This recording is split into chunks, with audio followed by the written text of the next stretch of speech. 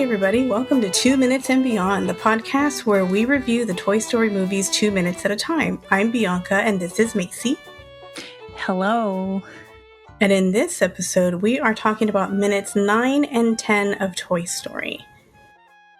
So let's just go ahead and jump into it.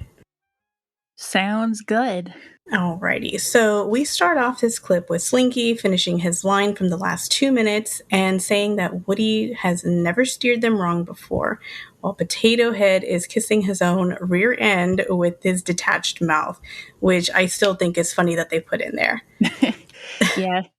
Snake, Little Tyke, and Mr. Spell laugh, and he has his little monotone ha ha ha voice, and he has his little ha ha ha going across his screen. That's so funny. I just like Mr. Spell. I do too. The jokes they put on his screen. Yes, all of the little inanimate objects that you wouldn't think would come to life. I really like those characters. Didn't Mr. Spell show up in one of the Forky Asks a Question? I think so. I need to rewatch those. I haven't watched them since pretty much when they came out. I haven't rewatched all of them recently. I did not too long ago watch the What? No. Oh gosh, I love that one with his cup friend. That has to be one of my most favorite ones. My most favorite Forky Asks the Question is the What is Love, where they're doing the love triangle with Cheryl Burnett. Yeah, that's funny. That was my favorite. That one makes me laugh every single time. I don't care if I've seen it 5 times that day. I will laugh every single time. Okay, so moving on, at the 4-second mark, Woody says, "Come on, guys. Every Christmas and birthday we go through this." Rex looks worried and says, "What if Andy gets another dinosaur? A mean one? I just don't think I can take that kind of rejection." That makes me laugh every time that I hear poor Rex say this, because he is just so opposite of what a dinosaur is. Rex is the representation for people with anxiety. Yes, and I think I deeply relate to Rex on a spiritual level because I have some form of anxiety. And just hearing him, I'm like, okay, he feels it too. I like his line in Toy Story 4 where he says, "The panic is attacking me."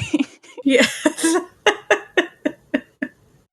Woody tries to assure them that no one is getting replaced.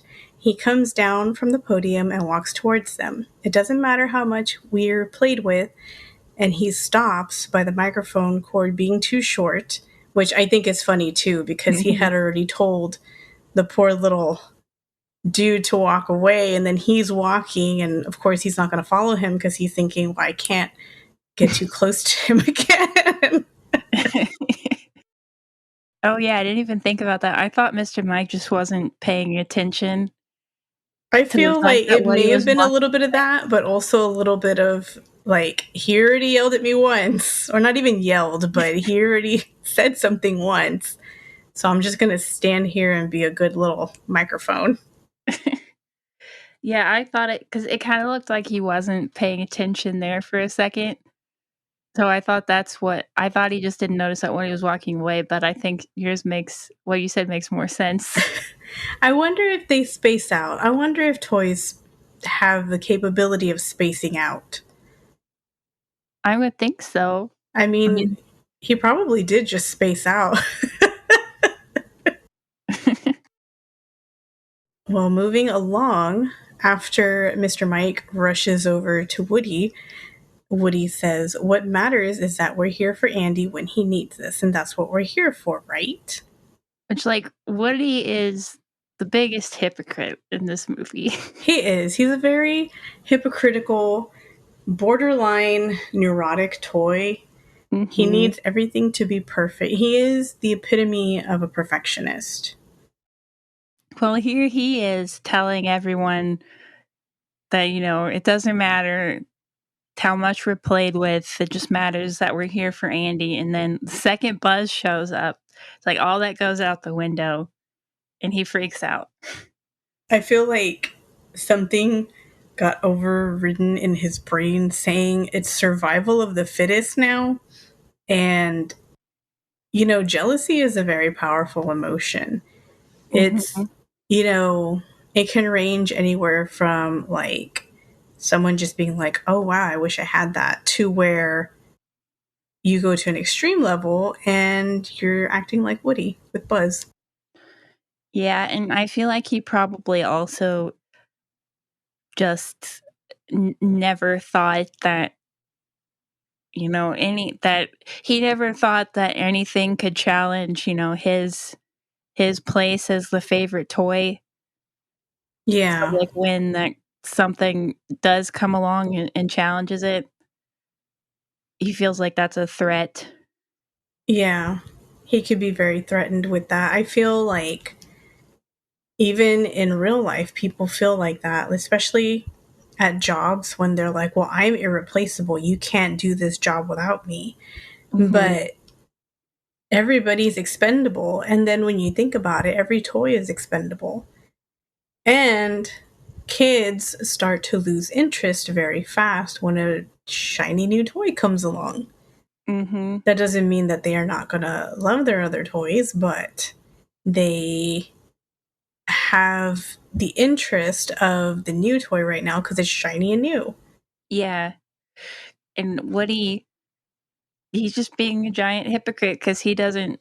I don't when he says that that only matters that they're there for Andy, then he just doesn't. It seems like he doesn't actually believe that based on how he acts later. I know. I mean, I can understand when you're trying to tell people something. It's like giving good advice, but then you don't take your own advice. Yeah. I feel like that's kind of what's going on. I don't know. Yeah. I love the look that Woody gives Mr. Mike when he doesn't come forward. I And feel like that poor little dude he can't catch a break. In the he's few trying his seconds that we best. see him for the entire movie, he cannot catch a break. He's trying his best. He um, really is. I feel like he should be toy of the month. If they have like an employee of the month thing, he should be toy of the month. he should. I noticed there's like a continuity error, I think, like between a couple of shots at like 30 seconds. Like in one shot, like right at the end of what Woody's saying, in one shot his hand is down and then it cuts to another shot and his hand is immediately up. Oh, I didn't notice that. I Yeah, feel like that's a big, not too big, but that's a big enough noticeable. Well, for me, it's not noticeable because I'm spaced out every single time I watch a movie. um yeah, it happens like right after he says that's what we're here for, right? And it's always bugged me, though I didn't always know like why it bugged me. I and I couldn't figure out like what was wrong with it until probably until watching this clip. I feel like certain things are more noticeable than other things. Like for that probably I just didn't notice it. But when you're watching other movies with bigger continuity errors, especially like one example I like using is for The Wizard of Oz, Dorothy's hair length keeps changing Oh, I never because noticed that. yes, because they filmed it during different times and they filmed different parts at different times of the year and And her hair was growing, so it's not too they didn't keep dramatic. track of how long it was. Yeah, so you can keep track of what they filmed and how long it was actually taking because her hair length is changing. Wow.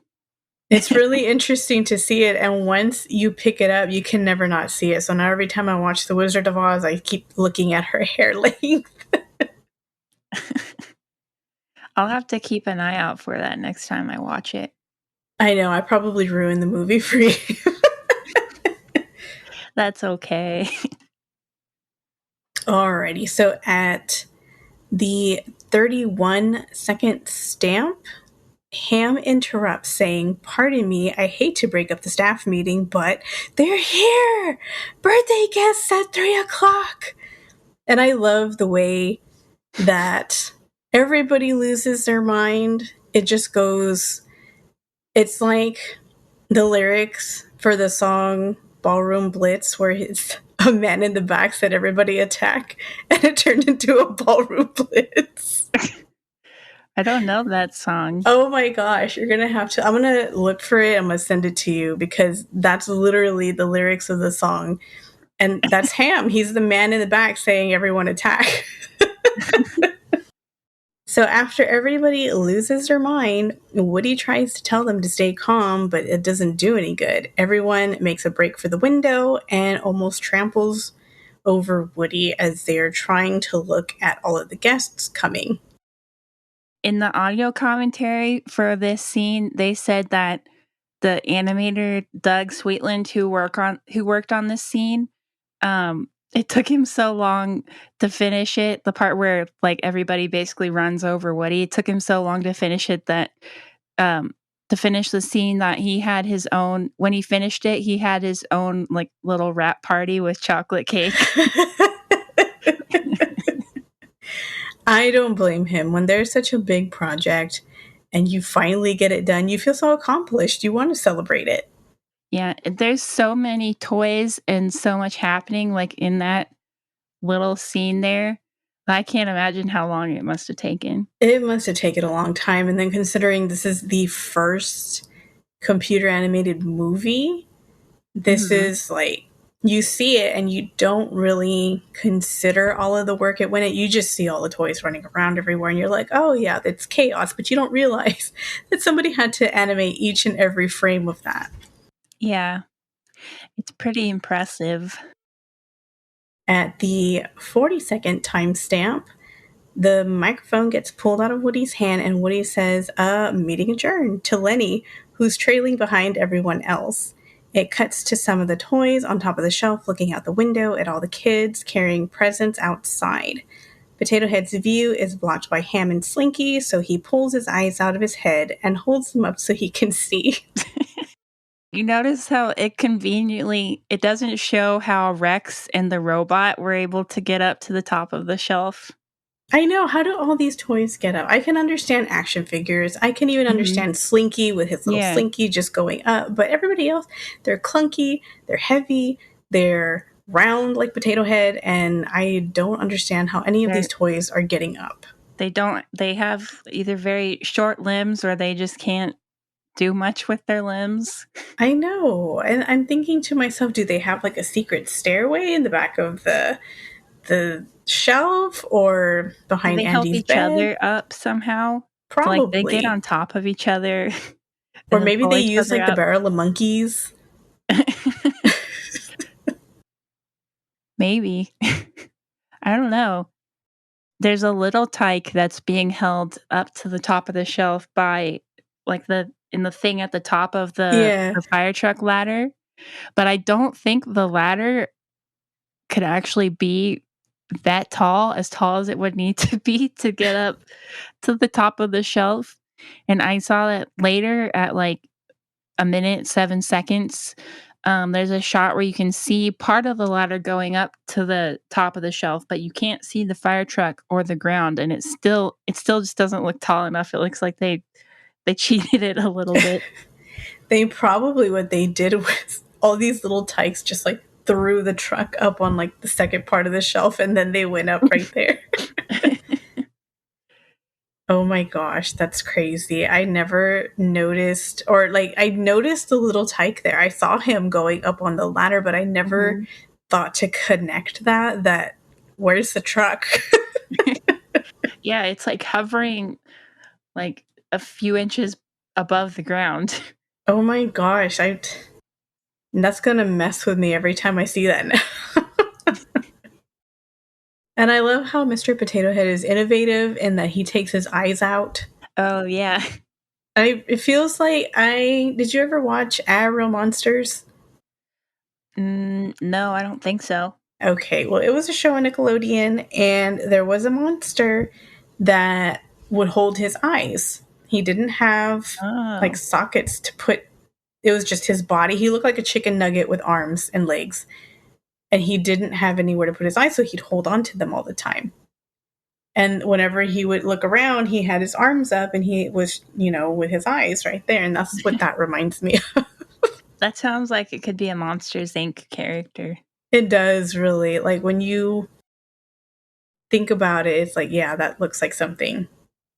Like, and then I'm like, would you lose your eyeballs that way? I feel like I would be terrible. I'm always losing everything. I feel like I would never be able to see again because I'd lose my eyeballs. I was thinking I had a Mrs. Potato Head as a kid, and I'm pretty sure that some of her parts ended up missing. I think I had a Mrs. Potato Head and my brother had Mr. and I can't imagine that we somehow managed to keep all their parts together. Okay, so moving on. At 50 seconds, the toys watch the kids carry the presents inside and freak out about how big the presents are. Slinky spots one that looks small until the kid turns and reveals how long it is, and they all freak out again and start opening and closing the blinds in panic, which I always was mad about this part Yes, because I was like, the kids can look up and I see the know. blinds moving. That was one of the things I was gonna say. I was like, how is no one seeing this? How exactly? And How then is you no one can hearing them scream? exactly. I was gonna say you can probably hear, and then Andy, if he's inside, can probably hear all the ruckus going up in his room. I've always wondered, like when Andy's at school and the toys are, just living their little life in the room, can Andy's mom hear them if she's a stay at home mom or if she works from home? Can she hear the ruckus going on upstairs and just thinks it's a ghost and just doesn't question it? I would guess that if they know someone's in the house, then they try to be quiet, but, like, they're well, like, there he goes out the window because 'cause they're someone's in the house and they're screaming. I mean, I hope for their sake that mom doesn't work from home or stay at home so that they can move around the house, I guess, and not be cooped up in the one room. Exactly. I feel bad. Like, would that be like a prison for them? I don't know, or would they just be okay with it? Another thing is, what is in that package that looks small, but then it's long? Yes, that I was gonna point that out too. I was like, "Is that a fishing pole or something?" And then I think, like, is it a projector screen? Is this kid just getting him like the fanciest tech there is for the 90s? I have no idea. My best guess is fishing pole or something like that, but even then, that seems kinda long for a fishing pole. It does. And then I thought about it, like, what if it's a tent kit? Like, you know how they have Oh. like the poles and then it's just the fabric that's in there, so you just take everything out and assemble it. So I thought about that too, like maybe it's a Hmm, tent. maybe. That's ridiculous. Who gets them a long box like that? But the toys have kind of fallen into the trap of thinking that, like, bigger presents equals better presents. This is true. But you could also be getting a laundry basket that's been wrapped. And then you could have a tiny like, a small action figure that fits into a little box. Exactly. So I don't know. I think it's because the way children think bigger is better. So the bigger box Yeah. you get a bigger toy, and that's better. So that's probably why they put that with the toys to be like that, because that's the way children think. Yeah, they're probably also just panicking too. Of course, I would love to see their faces if when they open that long package, it's one of those noodly inflatable flailing arm guys. Are you gonna rank to that? It could be a pool noodle too. It could be a I pool don't know why noodle. someone would give someone just a single pool noodle inside of a One box, but single noodle in a box. I would, you know what? I'm going to do that. The next person that has a birthday, I'm going to just buy a single noodle and send it to them. I think it's funny that both, well, I was gonna ask, like, what is it about the long present that, like, suddenly scares everyone so much? Because, like, even Ham and Slinky, who, like, at that up until then, they had both been pretty composed, even they start to freak out after that. Like, what was it about the long present specifically that made everyone lose their minds? Maybe for Slinky, he thinks like, well, I'm long, so if that's a present that's long, maybe it's a longer Slinky, and longer Slinkies made more fun. I don't know. And for Ham, I don't know, maybe it's coin rollers? I don't know. A lot of coin rollers. But I was just like, why all of the like Slinky says, "There's a nice little one over there," and then the kid turns around and you see how long it is, and everyone just like starts screaming. It seems like, and I'm like, why that one specific? Why does that one specifically make scare everyone so much? Maybe it's just that they weren't expecting it to be long. And it's like the cat with the cucumber reflex that they just freak out. I know. They freak out to the point where they start opening and closing the blinds. And who's doing that? I wonder who decided to just grab the blind thing and just start moving it like crazy. On, I want to look and see like who's on. The side closest to that blind. It depending on which side the pull thing is, the thing that you pull, it's either Rex or the robot. I feel like it would be Rex. Rex sounds like he would do something irrational like that. Probably. Oh my gosh. Maybe that's something that he does to calm his anxiety down. Maybe that's just like a little stim for him. He's freaking out and he's stimming. And pulls on the open and closes the blinds. Oh my gosh, that would be so funny if that was like one of his stims and he's just freaking out and like instead of blowing into a brown paper bag, he's just moving the blinds. Oh my god, this poor dinosaur. Poor Rex. Oh gosh. Well, moving along. At 107, Woody watches them all from the floor and just face palms. He's already done with everyone at this point. He yells, all right, if I send out the troops, will you all calm down? And Rex says they will. And I love the way he does. He's like, yes, we promise. He goes crazy. I'm like, oh my gosh, these poor little toys. Well, Woody tells them to save their batteries, and Ham says, very good, Woody, that's using the old noodle, the packaged pool noodle. I like that the little toyism that save your batteries. That's great. Know that I like that they use little things like that, like something that they would say or that would relate to them. That's really cute. Like pull my string is kind of like that. Yes. In Toy Story 4 when he says shoots and ladders. Yeah. Oh my gosh. Is this the first time we see like really angry, like over dramatic Woody? Because angry, over dramatic Woody is one of my favorite versions of Woody. I absolutely love the sassy jerk Woody. It's my favorite. I mean, I love seeing his character progress in the movies, but the very beginning, just that he's a little ball of rage. You know, he's just ready to explode at any moment, and that's my favorite. His arms are going like just going everywhere, and he's like literally what he's saying, if I send out the troops, will you all calm down? He's like his arms are like almost touching the ground.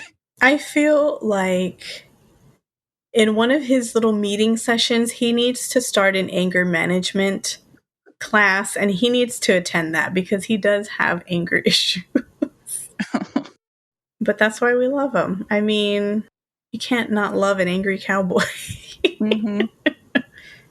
Oh, if you listen closely, when everyone's freaking out, you can hear Mr. Spell saying, "Spell trash can."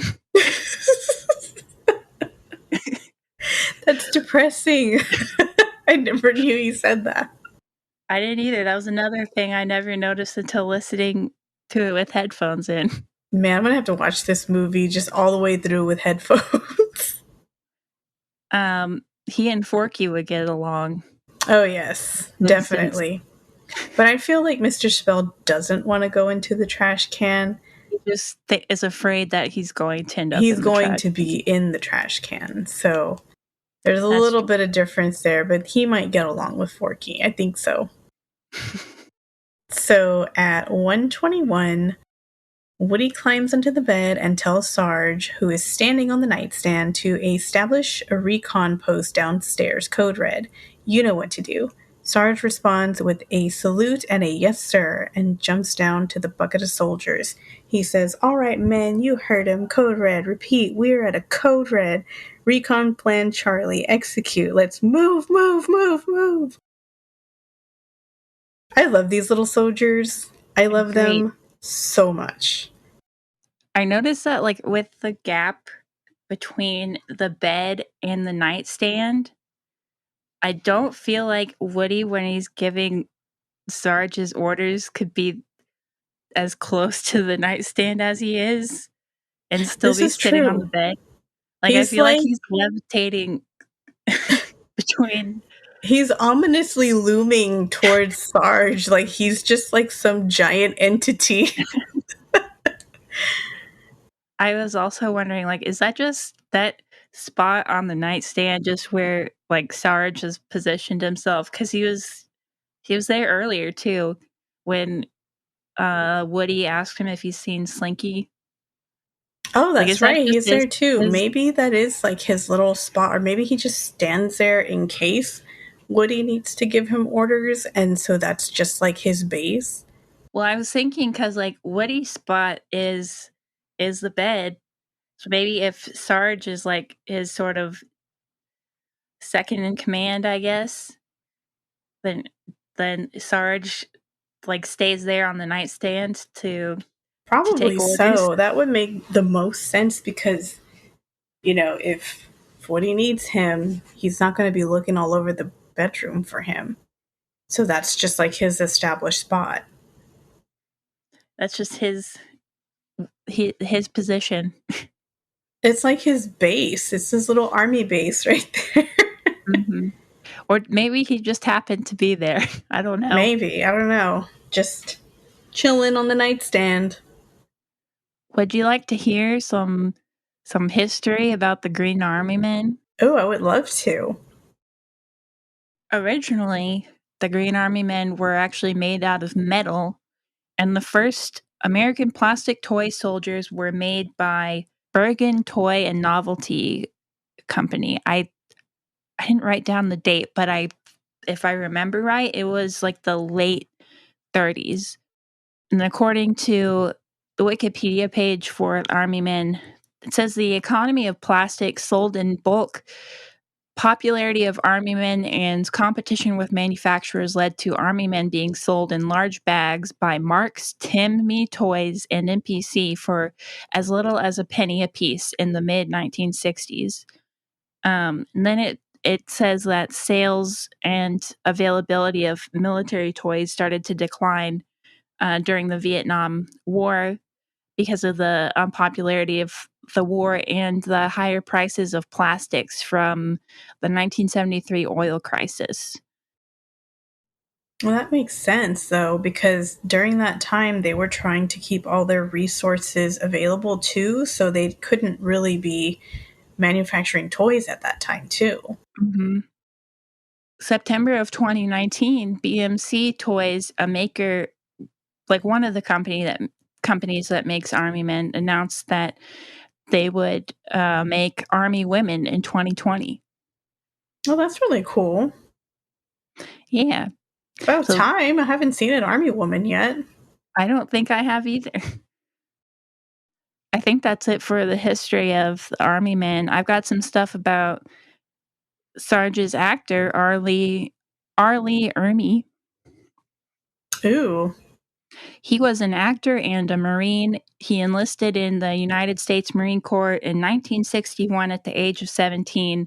He served in the aviation support field for a few years before becoming a drill instructor, and after that, he served in Okinawa, Japan, and in South Vietnam until he retired in 1972 due to injuries. He was in the movies Apocalypse Now, Full Metal Jacket, and many others, and appeared in episodes of Miami Vice, Tales from the Crypt, Murder in the First, The X-Files, The Simpsons, Family Guy, Scrubs, House, SpongeBob, SquarePants, and many more. He was also in a few video games, including Crash Bandicoot, Wrath of Cortex, Fallout Tactics, Brothers of Steel, and Call of Duty Ghosts, and a couple others. And he unfortunately passed away in 2018. Oh, wow. That's all according to Wikipedia. That's a lot of stuff he was in. Mm-hmm. That's pretty good. Yeah, I didn't know he was in a Crash Bandicoot game. I know, I didn't either. That's pretty cool. Yeah. So moving along. At 1:38, the other toys watch as the Green Army men march out of the room. It cuts to the hallway outside Andy's door. The door creaks open and an army man appears, checks that the coast is clear, and signals to one of the other army men who comes out, runs to the top of the staircase, peers around the corner of the wall at the top of the staircase, and signals to the other men that it's okay to come out. About half a dozen army men come out carrying a play school baby monitor, and another 3 carrying a tied-up jump rope. It cuts to a shot of the army men marching across the hallway and pans over to show a couple of paratroopers hiding behind some pillars in the hallway. And it cuts off there. I want to know, how did they open that bedroom door? See, that's what I want to know too. These toys are acting as if they own the place. And they know how to open all the doors. They could probably go outside too if they need to, which they do. So I'm like, how did they learn how to open all this stuff with their tiny stature? Well, at the end of Toy Story 2, when they're trying to let Buster out, Jessie, what does she do? She jumps on the racetrack and then flies up to the doorknob and has to turn it. Yeah, for her, I can see because she's bigger. She's got hands. She's got hands, and she's a little more flexible than a little plastic army man.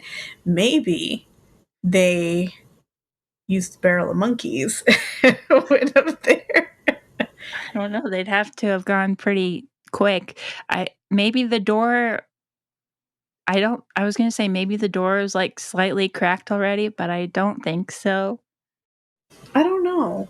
I never paid attention to the door. I think it's just movie logic, toy logic. I think so. It's just to keep the flow of the movie going. Mm-hmm. That's all I have to say about this clip.